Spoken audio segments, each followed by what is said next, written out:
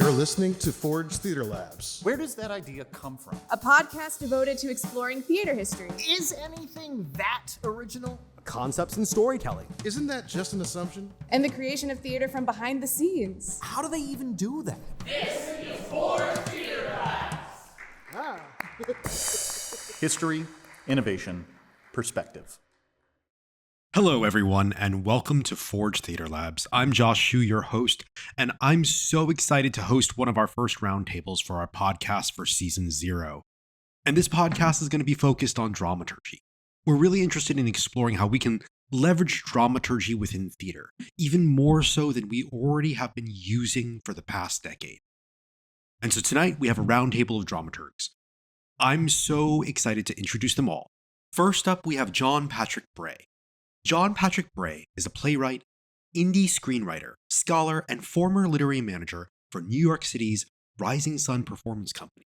He has an MFA in playwriting from the Actor Studio Drama School at the New School and a PhD in theater from Louisiana State University.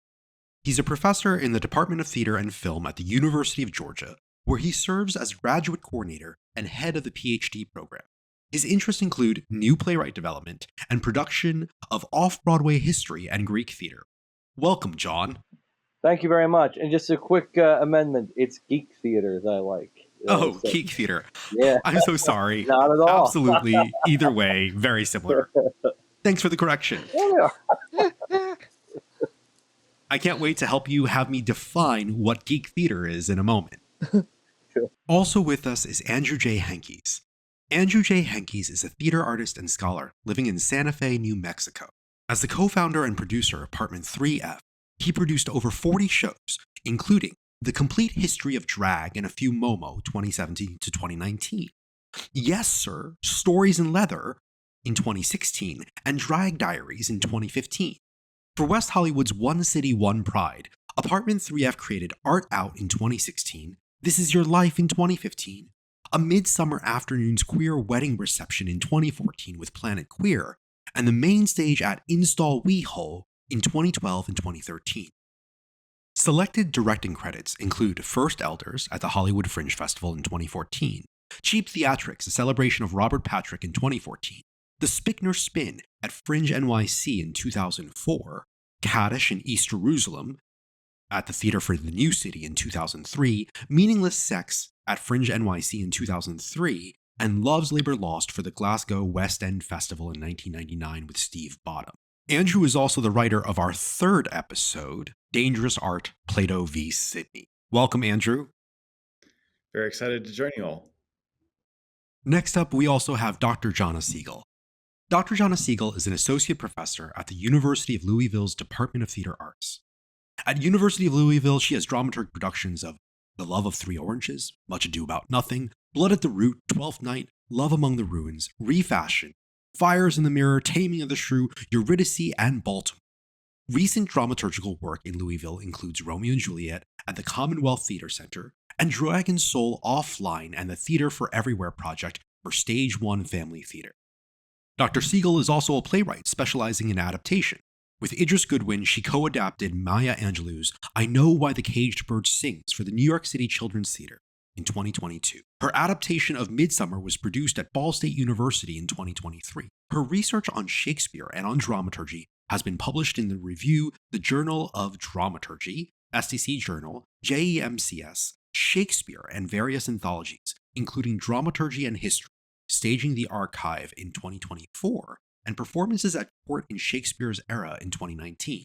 Dr. Segal is the resident dramaturg of the Comparative Drama Conference's New Play Staged Reading Series and a dramaturg for the ATHA's New Play Development Workshop. She is also a member of LMDA. Welcome, Janna. Thank you. Thanks for having me. Last but not least, we have Alicia Tycer. Alicia Tycer is a playwright, actress, and theater scholar who teaches at Cal State University, Los Angeles. She received her PhD in drama and theater from UC Irvine and her MFA in television, film, and theater from Cal State LA. Her playwriting credits include Lysistrata, a reimagining for unknown artists at Grove Theater Center in collaboration with Framework Theater Project. The Civil War, a tragicomedy for John's New Line Play Festival, HUAC at Los Angeles Theater Center, This Is How It Ends at Boston Court, and Dreaming of Women at Celebration Theater. She has collaborated on Writing Space, The Final Frontier, at South Coast Rep, and at Sons of Semele, and Embers, Ashes, and This Land at Circle Squared Collective.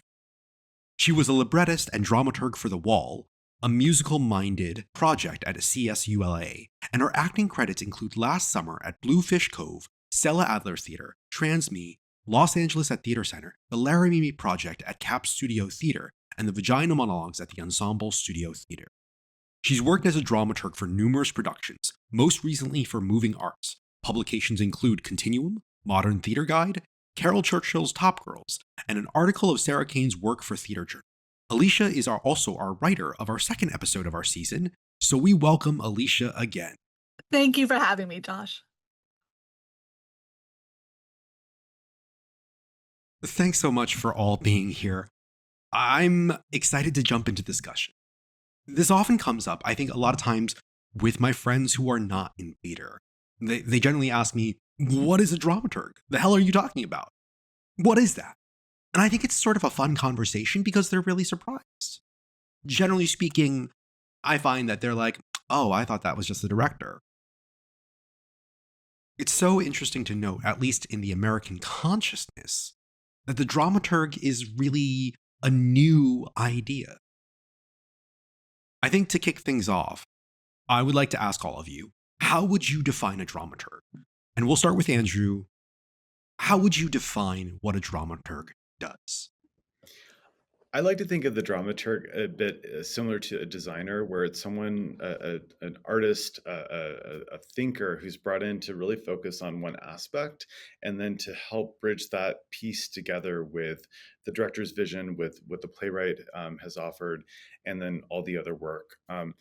I also like to in play call it the best friend, everyone's best friend on the production, because it's the person you can kind of go to when you need to talk through an idea in some way and try to figure it out. But fundamentally, it's a historian, the literary expert, the person there to help bridge the context of the text for the other artists who are working on the production. So interesting. I love that idea of the dramaturge as a bridge between things. Janna, any thoughts on your end? How would you define it? Yeah, it's a great question and fundamental question, right? I think, especially when you're dealing with production dramaturgy or dramaturgy on a set text, that it's really a mediator between the text and the director's vision of the text, and helping to facilitate an ongoing dialogue between those two, in order to also at the same time advocate for the story and for the audience, right? So you're so much looking holistically about what are all the elements of the story that's going to be told on stage via this text, via this director's vision of the text for this particular audience at this particular time and place. And then when you're working in new play dramaturgy, you're advocating really also for the playwright, right? Primarily for the playwright and their vision that they're trying to communicate through the stage itself. So that, I think, is how I would define it. Yeah. Absolutely. I mean, so many of us are playwrights. John, you're a playwright, and you've obviously worked with dramaturgs as a playwright. How would you define what the role of a dramaturg is within that context? You know, it's funny because I always say that the role of a dramaturg is to tell people what the role of a dramaturg is. And so, just for the new play context, to sort of echo what Janna just said, it's someone who is advocating for the script as well as the playwright. And sometimes in the private conversations with a dramaturg, between the dramaturg and playwright, the dramaturg asks questions that hopefully they're not necessarily leading questions, but they're questions about clarity. Because sometimes the playwright will think they've done something very clear on the page, and it's not quite there. So you keep asking questions to help them get to a structural answer. But again, it's not a. The trick is it's not a process of trying to rewrite the play the way that you feel it should be. It's just to make sure the playwright's intent is being presented truthfully and clearly through the words on the page. What a wonderful description of a dramaturg within the new play context. Alicia, what about for you? What are your thoughts about a sort of definition of a dramaturg? Well, when I first started doing dramaturgy at UC Irvine, I was in the PhD program, and I also was mystified by the term and I didn't know what it meant. So I talked to a colleague of mine, Sarita Rainey, who'd done her MFA in dramaturgy at UC San Diego, and she was really helpful to me. And she said she always liked to think about it as an outside expert pair of eyes. So for both the details, so researching specific things about a historical period, say, or also to help the director or playwright see the forest for the trees. So it helps me because there's kind of a duality about that response, being both inside and outside of a production, helping at a macro and a micro level.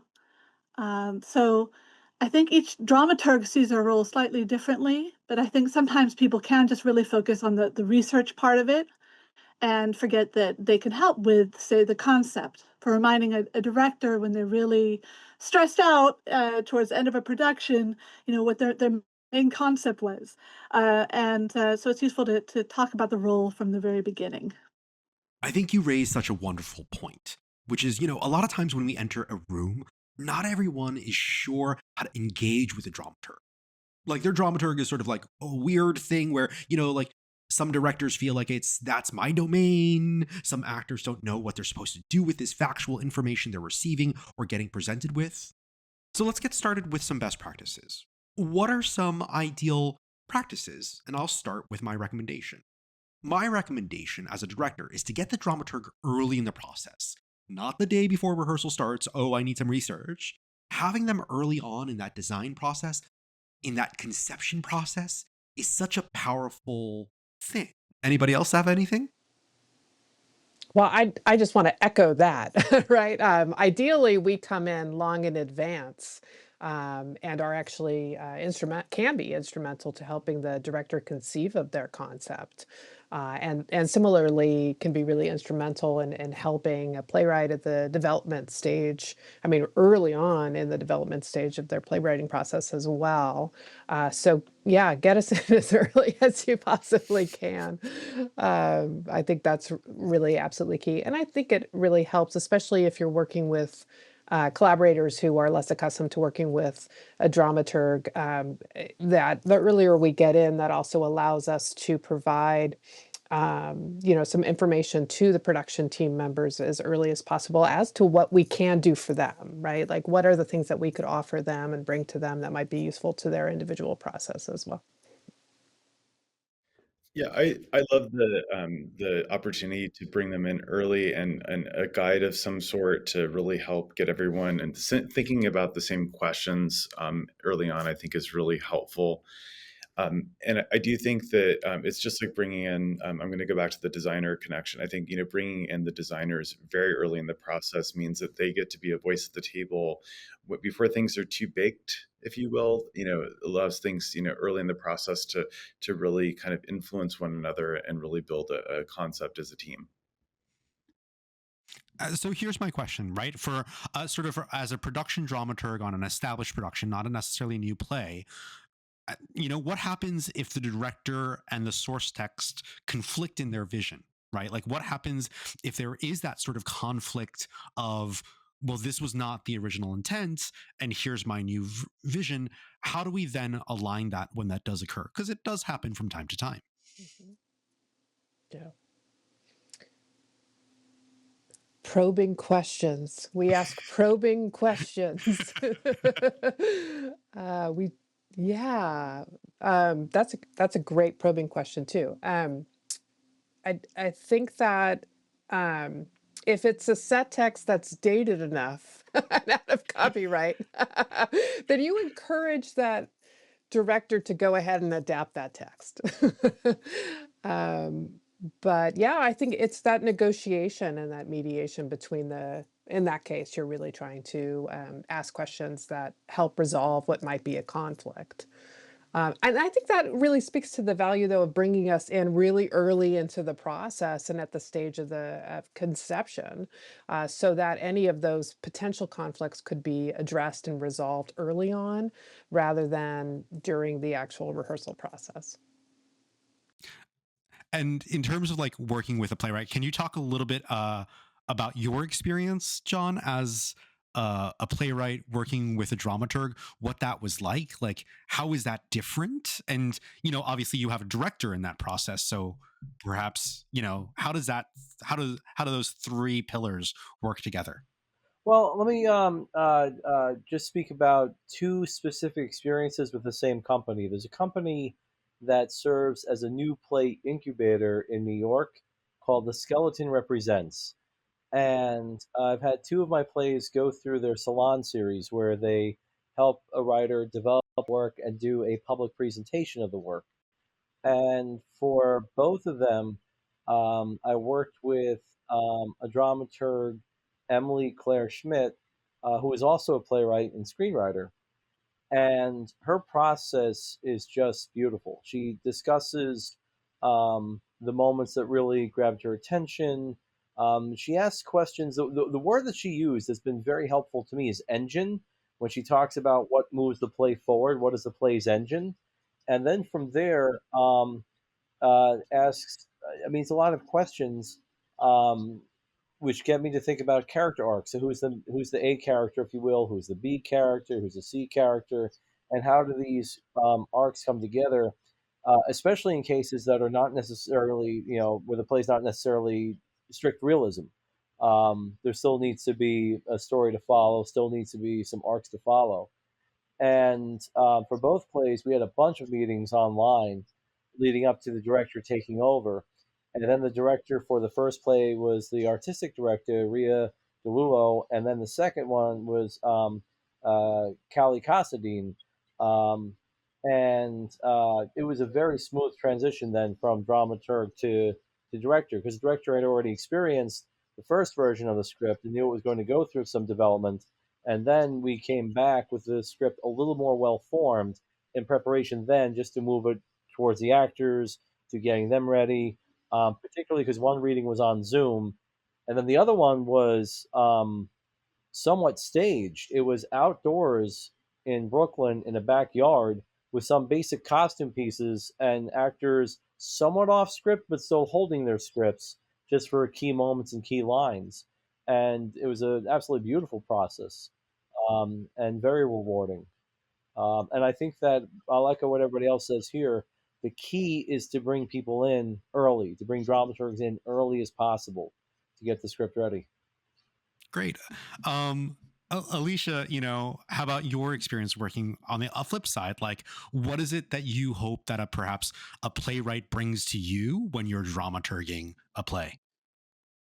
Main thing to me is just a feeling of openness, of a willingness to experiment in a play, to have fun. Some of my best memories of working on new play development is sitting at a cafe, especially with a new playwright, just hashing out ideas.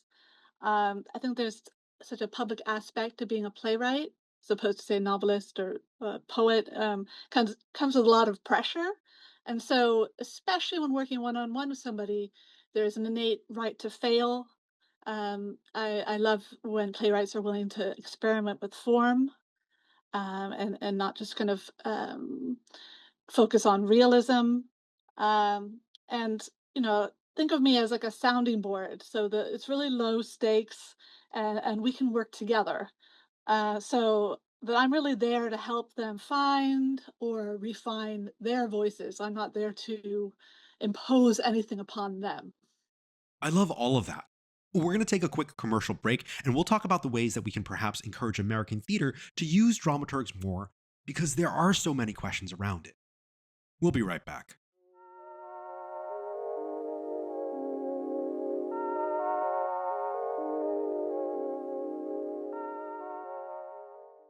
Hey there, Josh Hsu here.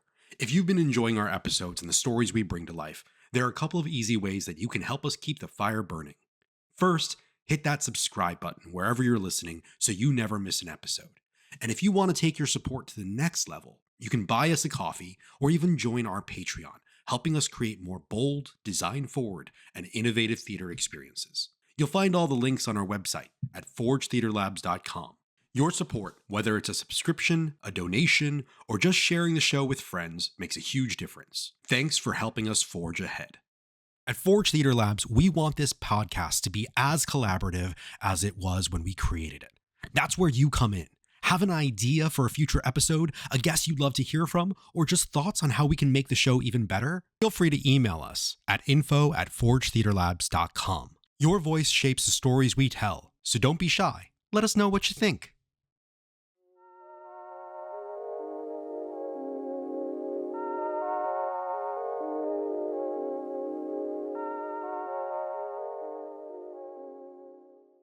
Welcome back. I'm Josh Hsu, and you're listening to Forge Theater Labs. Tonight, we're exploring the hell as a dramaturg. And with us, we have Dr. Joshua Segal, Andrew J. Henkes, John Patrick Bray, and Alicia Tycer to sort of explore how we integrate a dramaturg into a production and how we build a culture that encourages this throughout. Andrew, I know that you've had a lot of experience overseas, so I want to bring this to you first. You know, in Europe, it's pretty much given that you have a dramaturg. Can you talk a little bit about that sort of experience and how that maybe informs your approach? Yeah, I mean, one of the big things that differentiates the theater culture in the United States from in Europe is the lack of public funding in the U.S. And so I think that that's really facilitated the building of a culture in many European countries that really prioritizes the type of work that a dramaturg does. So the work, I'm thinking about theater as something with deep cultural roots, and having bigger teams with more artistic voices at the table to collaborate on a production. And so I do think that that's really built a culture over time that really supports seeing the value of what a dramaturg can really bring to the table in a theater company. So, you know, beyond sort of getting them involved, I think, you know, there is a sort of discussion of funding in the United States, especially with everything that's going on, with all the funding cuts that we've experienced through the NEA and beyond. You know, how do we, like, where is the place where we can say, you know, you theater, you should start, right? I'll give an example. You know, I am the festival co-director of Port Fringe, and one of the things that we did this year for our pop-up festival was to have a dramaturg on board to help the different artists who are creating their versions of Poe have a grounding, have a basis in that. You know, like where are ways that we can insert dramaturgy into whether traditional or non-traditional spaces so that, you know, we are always cognizant of that. There's always that presence within that. Any thoughts about that? So I think that since some of us are academics, I think if we normalize having a dramaturg in the room in our directing classes, in our writing classes, and perhaps even in our scene study classes with performers, that it becomes second nature. Because a lot of folks who are interested in performing out in the world usually take at least a theater class in college, if not declare a major or minor. So I think if we demystify the process early in academic training and in theater training in general, that would be one way to say, hey, you know, we have a play going on, you know, whether it's a community theater, we have our director, we have volunteer cast, where's the dramaturg, right? It becomes just part of the process. So we just have to normalize it very early on in theatrical training. And that will take time. But I think if we start now, start here, that within, you know, a generation or two, dramaturgs will be, you know, given on any production, on any workshop. Yeah, and I think that you raise a really great point, John, because as I think back to theater history courses that I've been involved with, I've either sat in, I've taught, you know, I don't know if we always, the lines that are always as clear as to, I think we tell all the actors sitting in those classes, hey, you know, you need to know theater history.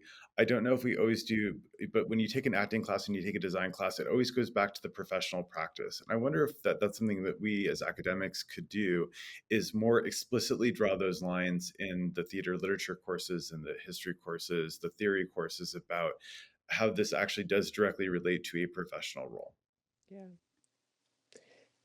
Yeah. So at the university where I teach, at University of Louisville, I teach the theater history literature sequence, and the formerly script analysis class was collapsed into it when the curriculum was devised soon after I got there, which meant that it provided exactly that opportunity, right? So that the students are getting dramaturgical training in the theater history literature classes. And that provides me with an opportunity to introduce that concept. And I've had the opportunity to teach intro to dramaturgy in that class. And I also teach a class for MFA students who are performance MFA students in dramaturgy and script analysis.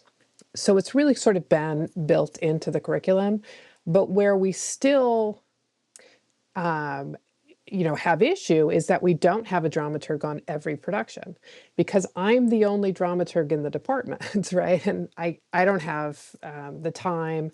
I can only work so many hours a day before I lose my mind to dramaturg all 5, the shows that we do in a given season, in addition to all of the other things I do. So while I'm in a room repeating this idea again and again that dramaturgy goes actually all the way back to the Greeks, and really you need to have one in the room all the time, we're actually not at the same time modeling that, and I think that's a disconnect. But to echo the point, absolutely. I mean, if we can provide this training, just as we make all students take design classes, we make in a general education theater arts program, they're all going to take their theater history courses, they're all going to take their acting classes. Shouldn't they all have to take a dramaturgy course? I 100% agree. And we've been fortunate in our program right now at the University of Georgia to have a dramaturg named Sloan Garner, who is who either is or was the regional rep for the LMDA. And we had the opportunity to ask her, allow her to get her to teach our dramaturgy class for undergrads. So right now there is a really good dramaturgical ecosystem, both for the new plays that the student clubs are producing, as well as the productions we have through the department, through the UGA Theater. The hope is that this will continue being paid forward as we continue, because Sloan is now in her 3rd year. Doctoral students don't stay forever. So the hope is that that we just make this part of our culture, and again make it second nature. I love that you're introducing dramaturgy in all levels in your classes. I think that's fantastic, and should be the norm. Yeah, we've introduced our program has tracks, so you can do a BA in theater or a Bachelor of Science in a particular track. And we just introduced Intro to Playwriting and Dramaturgy track. So, that would allow someone to specialize. But it's only within that track that undergraduates have the opportunity to take a dramaturgy course that's only dramaturgy, not theater history, literature, right? But the track is a start. It's a good start. On the right path. So I love the idea of inserting that into academia too, but I wonder also if there is something, somebody mentioned community theater. Like imagine going to a community theater and their best practice is to have a dramaturg on board, right? Going to that small local theater that's a storefront in LA, they have a dramaturg, and encouraging that culture, obviously understanding that budget is a concern, but recognizing that that's kind of from the ground up, because we expect Broadway shows to have dramaturgs. We expect these large productions that have the resources to make that happen, to have those tools available to them. But we don't always have those tools available at the sort of lower levels, which is where we ascend to the higher levels, right? Like that's where we start. That's where that's where the majority of theater is done. I hate to say it around this nation, but that is where it is. That is where it lives. Andrew.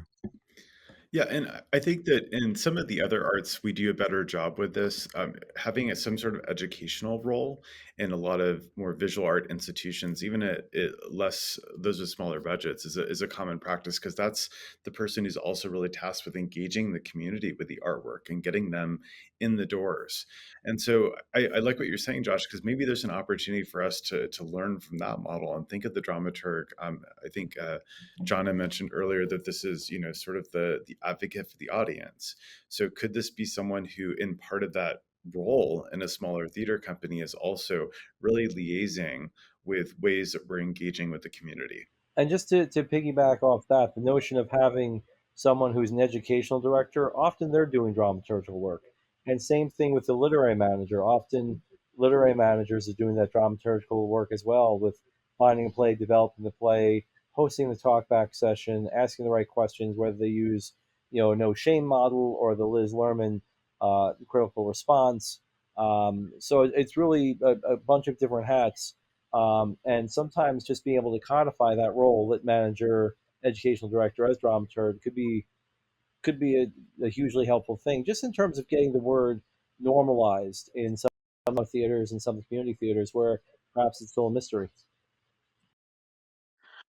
Well, thinking about smaller and community theaters, which is where we, definitely start off as dramaturgs, um, it strikes me how there usually isn't money in the budget for dramaturgs to be funded to work on shows.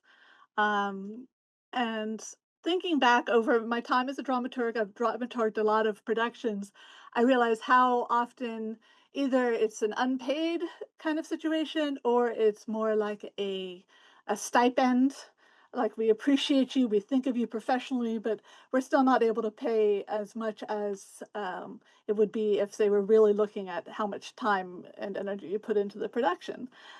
So I love talking with students and with interested young dramaturgs about the ideas of dramaturgy, about defining dramaturgy, the history, and then kind of inevitably the question comes up, well, how much are dramaturgs paid? And you can go on LMDA and you can look up the contracts and suggestions and all of that. But I often find that with that aspect, kind of stops me in my tracks a lot of times, and I talk with them about how it's often been, for me at least, who I'm a big fan of working with small theaters and with experimental theater groups, that oftentimes it hasn't, uh, you know, paid very well in at least the monetary sense.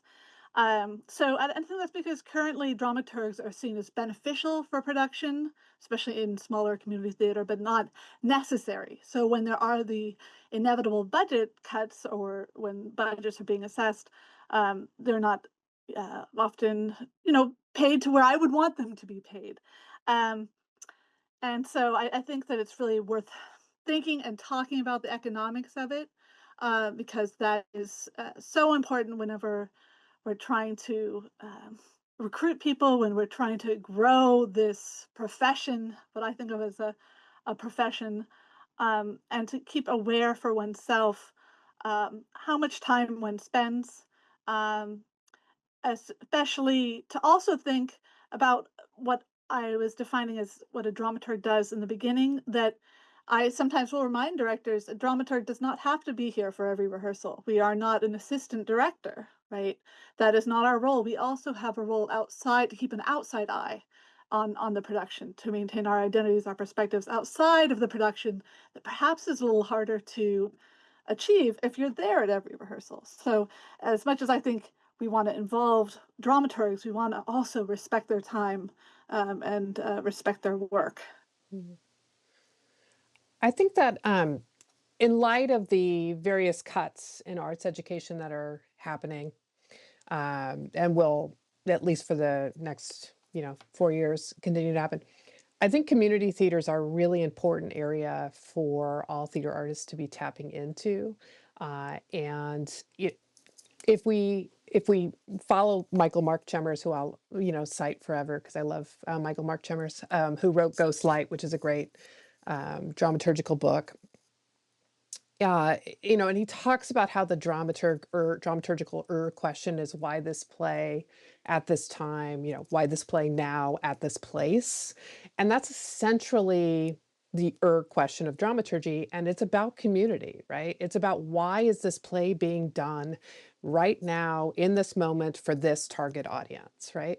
And community theater is a space where you can really dive into that question. And so it seems to me that that's actually a space that could critically use a dramaturg and could critically really invest in dramaturgy in order to expand its own reach and expand its own quality of what it produces and the effect that and impact it has on its given community. So I really think that all of us should be investing in community theater and not thinking about theater in these kind of hierarchies of Lord and et cetera, because that's a frontier that isn't reliant upon the same funding that the larger theaters are reliant upon, that is evaporating. I will say, from a sort of perspective of getting to see some community theater here in Portland, Maine, that their production budgets blow some professional theaters out of the water. Absolutely. And it's incredible the resources that they have. They're not paying their actors because they're community members, but they are paying for those sets, those designs, those.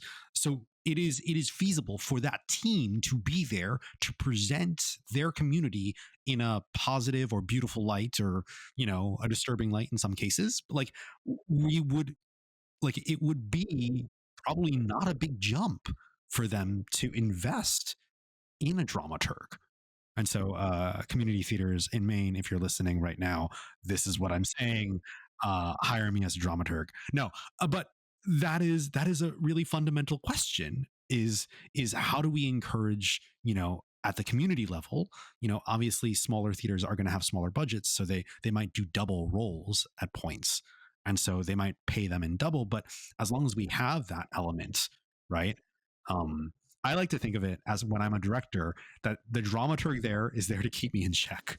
That is why I always advocate for it, because I don't want to assume that my singular vision is correct, or there has to be a multiplicity of vision, whether that be designers, directors, actors. That is sort of at the heart of what we do. It's a collaborative process, and we have those checks so that we never present something, right, at least that might offend the audience or take us in a direction that we may not want to go in. So Unless, of course, the goal is to offend the audience. I'm thinking about, some of your productions, Josh, and about Brecht and political theater. And I would never, Alicia. Never. Not a single work I've ever done. I don't know what you're talking about. Weird. Thank you so much. We're going to go ahead and go to a commercial break, and we'll sort of close up with some closing thoughts.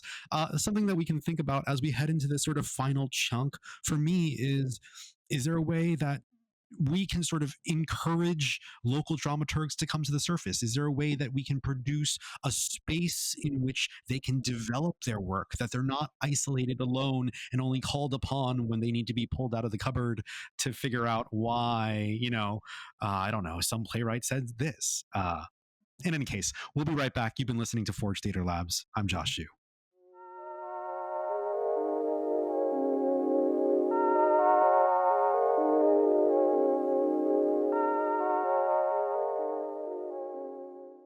Want to get your brand in front of a passionate, creative, and engaged audience?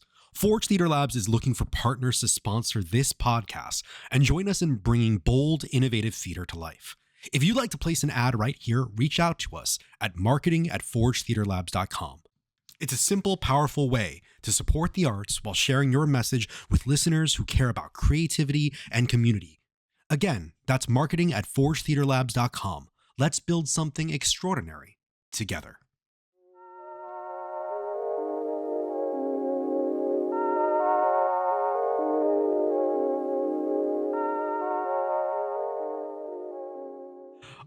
Welcome back. I'm Josh Hsu, and you're listening to Forge Theater Labs. We're going to continue our conversation about dramaturgy and how we sort of invite it into that theater space, at the higher education level, at the community level. But that raised a question for me during the break, which is, how early should we start with dramaturgy? Andrew, your thoughts? Yeah, I was reflecting during the last conversation about California Proposition 28, which in 2022 guaranteed a certain level of funding for arts education at the primary and secondary levels. And I thought, well, gosh, I mean, isn't that an exciting opportunity? When we think about arts education, we get really focused on the idea of people practicing the art. So that means playing a musical instrument. It means getting up and dancing, and all of, drawing, painting. That's all exciting stuff and good. But there doesn't seem to be quite the opportunity for young people to practice or even learn about some of the other practices that go into artistic production at different levels. And so can we imagine that maybe we go into, a dramaturg or a theater company can engage a local high school and talk about career paths, and including dramaturgs? What if we could get a young student who loves their English class or loves some other literary language course and realizes that there's a really exciting career to apply their passion for the word, for the written word, for storytelling, in a way that doesn't require them to get up on stage. So I think maybe there are ways we could be creative, and maybe if we want to create a pipeline of great talent into dramaturgy, then maybe we need to start sooner. Maybe there's an opportunity to present those pathways the same way we might talk about being an astronaut or an accountant. I love that idea. One of the things that I struggled with postgraduate or post, college too, was sort of finding those early opportunities as a dramaturg or as a director. Like, where does someone like that begin beyond going back to academia, right? Like, are there sort of workshops? Are there resources out there that we could be sort of providing people? Any thoughts about that? Well, I got to do the plug for the Literary Managers and Dramaturgs of the Americas, LMDA. Everyone who is not yet a member should be a member. And they, if you're a member, you can, put your information out and network there. Also, the New Play Exchange now also has dramaturgy pages, so you can do a dramaturgical profile on NPX, which is really fantastic as well. And I mean, I've talked to a lot of people who, somebody put me in touch with somebody or recommended my name to somebody who was interested in dramaturgy and wanted to know. And I always make myself available for those Zoom sessions, or to have Zoom sessions with people who are just interested, high school age, undergraduate age, postgraduate age, whatever it is, just because I think so much of it too, it is a one-on-one conversation, right? It is about opening up a dialogue, and creating an opportunity for people to ask questions and also to get to know what their interests are in the field, like what draws them into dramaturgy as a potential field as well. So yeah, anyone who wants to give my name out, I'm happy to talk about dramaturgy with anyone who's excited about it. I'm like, yeah, I'll talk to you. I'll convert you. Sure.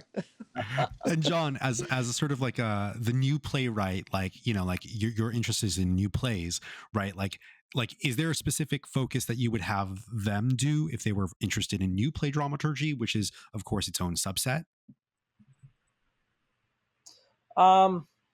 Golly, I'm not sure if I'm going to effectively answer your question, mostly because I started forming another idea. When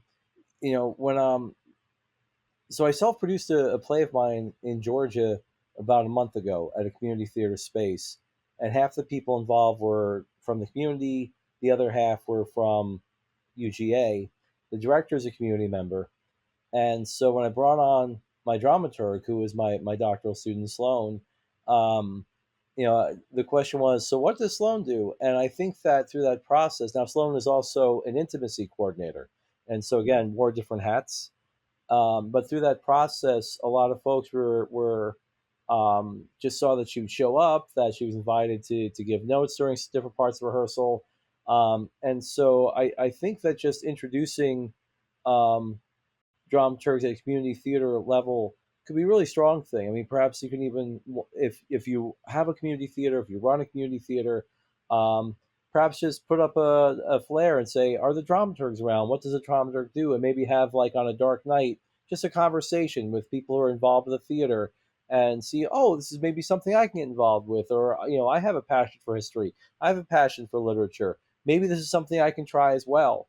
Along with, of course, LMDA and some of the organizations that were mentioned. So get back. What your question was about from the new play side? I'm sorry, I just want to make sure I Sure, answer that absolutely. too. From the new play side, like, are there sort of, right, how would you encourage a young dramaturg to perhaps, pursue that pathway if they're interested in new play dramaturgy? Like, is it Oh, I would say go to theaters and spaces where new plays are being produced. Go to new play incubators. If there's new play incubators, some places that specialize in readings or workshops, or if there's like a reading festival that's on the horizon, go and introduce yourself to the company and say, "Hello, I'm a budding dramaturg, and I would love to get involved in some capacity." And from there, you can explain, if they're not sure what a dramaturg is, the various hats a dramaturg could wear, from being in the literary office, from educational, from talkback, and to also working one-on-one with playwrights who might be part of the festival. And see if there's somebody, like, sometimes you have a bunch of 10 minutes and sometimes you have a couple of longer plays. Maybe somebody who's written a longer play, if that's somebody who wants to be paired with the dramaturg. So I would say, just like you would for any other creative living in an area, go to the theaters around you and see what kind of work is being done, and see how you can get plugged in. There's a lot of new work being produced now at the community theater level, which is fantastic. So I think it's easier now. I would argue it's easier now to go and introduce yourself than it would have been even 25 years ago. I'm also thinking about kind of how young we can start to think of the dramaturg in another sense about, my daughter's starting up theater now. She's going to theater camp, and these kids, they're talking about theater, and they're, making dramaturgical comments all the time. They're being creative. They're thinking out of the box. They're really challenging each other with, questions, probing questions and critiques. Now, we may not pay them for it exactly, but I think that they're very active in the field. Wait, people get paid for this?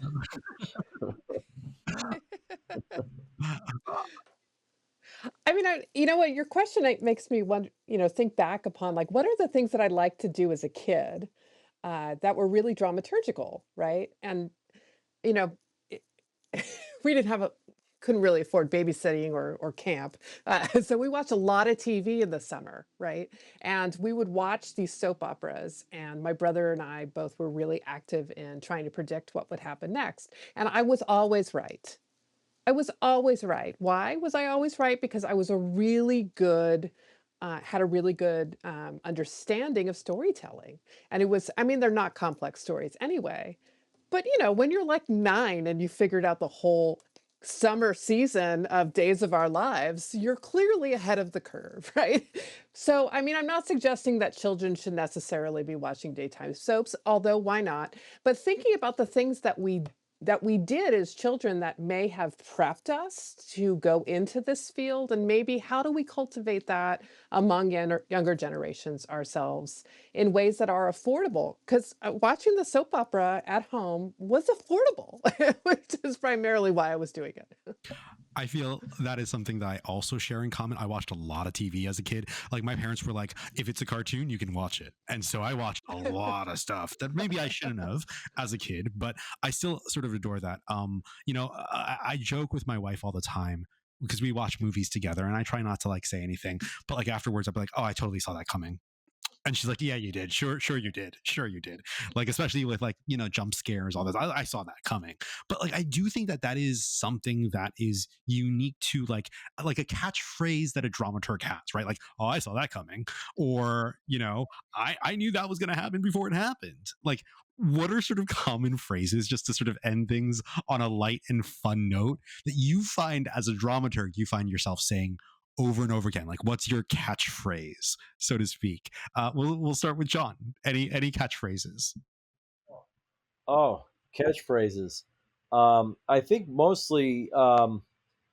So a friend of mine pointed out to me recently that I have what she calls resting clown face, because I make a lot of expressions And so for me, it's mostly like a big eye and a nod, followed by good, okay, good. And so somebody got a picture of me when I was surprised at something that somebody did in the script. And I put it on my Facebook somewhere. I'm just, big eyes, big mouth. So I think that if my eyes get really big and I nod and say, good, okay, good, that means we're on to something. Andrew, what about you? Big eyes, big mouth, big dreams, right? Big ideas. I think for me, I would probably say a catchphrase something like, well, let's find out. I think sometimes there are questions that get raised, and we sometimes we might just imagine that there's no way of knowing, and I think that there's a lot more we can get a good guess at by doing research than people might immediately assume. Amazing. Alicia? Think that I've never been told that I have a catchphrase. I can't really think of a specific catchphrase for myself, but I've definitely been told that I have no poker face.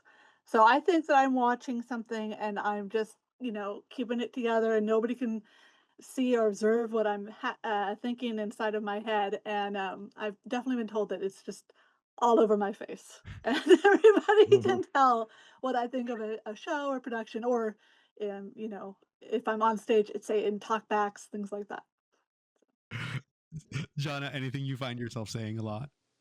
Well, I've been told there's something I say and there's something I've been told I say a lot. So I've been told that I say a lot. Oh, that's really intriguing, and people have told me that they think that that's kind of like a backhanded insult, and I've had to no, I really mean it. Like it's really intriguing. So when I've been told that that they're taking that so that it's being received as like, oh well, then you must not like it, and I'm like, no, I mean it. Like I'm really intrigued. That's a good thing. It's positive. Yeah. So I guess that's that. Yeah. Absolutely. I think it's always like the exclamation, the question, right? We like that's something at the heart of everything is that we always end with a question. Like, what is that question? Let's find out, resting clown face, right? Like that surprise. Like, what was that about? Like, I think there's always something there. Alicia, you were about to sort of jump into. Now, Janna, if they say that it's problematic, then they'll know they're in trouble.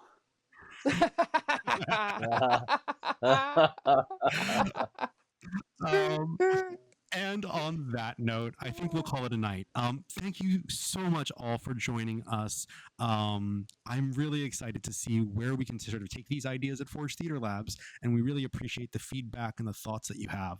I'm Josh Hsu. You've been listening to Forge Theater Labs and our Dramaturgy Roundtable.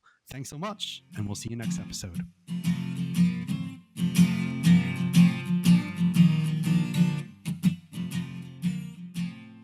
Forge Theater Labs is produced by Josh Hsu, audio production by Sam Rappaport, intro drum beat by Dave Register, incidental music by Super Order, and closing music by Corey Melanson.